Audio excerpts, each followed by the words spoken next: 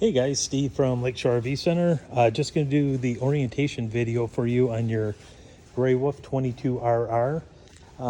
If I miss anything or if you guys have additional questions, feel free to get a hold of me. You can reach me at 231-736-9162. What we'll do is we'll start on the outside here, work our way around and finish on the inside.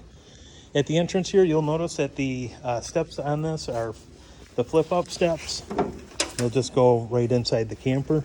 One thing you want to make sure is that the door is all the way open here to prevent any kind of obstruction with the steps there. So if the door is closed a little bit and you bring these up or down, it will run right into the side of the door. So just make sure this is totally open. As we go over to the passenger storage, you'll notice a few things. You do have your spare tire inside.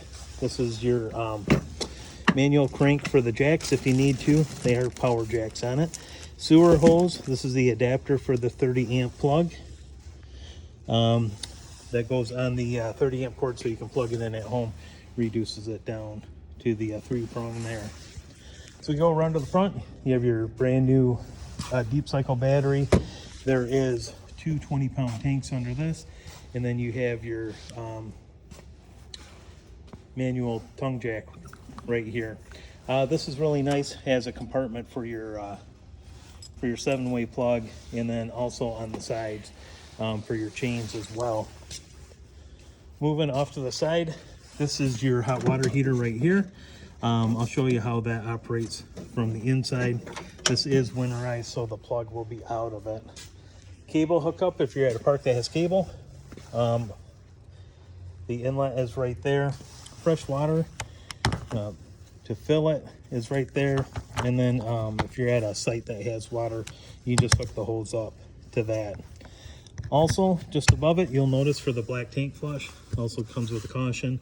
You can hook a hose up this, it will jet out the black tank. You want to make sure that the valve, the black handle there, is pulled out so the water and sewage has somewhere to go when you have the hose hooked up to the black tank. You'll notice the gray tank, that's for your dirty water that goes down the sink or the shower there. This is the hookup right here. Your 30 amp cord will attach to the outside. That is a detachable cord. To go around, you have your patio system right here, which easily sets up and goes down. And then you can see right here that these cables right here, will make it nice and level to use the patio. Otherwise, you can just unhook them right here to bring it all the way down. And as we come around to the side, you do have your two outside speakers here. There's a connector plate for a television if you want to mount one. And then this is your furnace exhaust here. Make sure you don't put anything flammable or anything too close to that vent. So it does get really, really hot. As we go to the inside, you'll notice the control panel right here. You have water pump, on, off, hot water heater. Turn that on and off right there. Main lights right there. And then the slide lights, there's not a slide out, but these, if you hit that, it's just little blue lights in the speakers there. And then the awning lights are controlled right there. The awning itself, to extend, push that out. Awning will go out and then retract.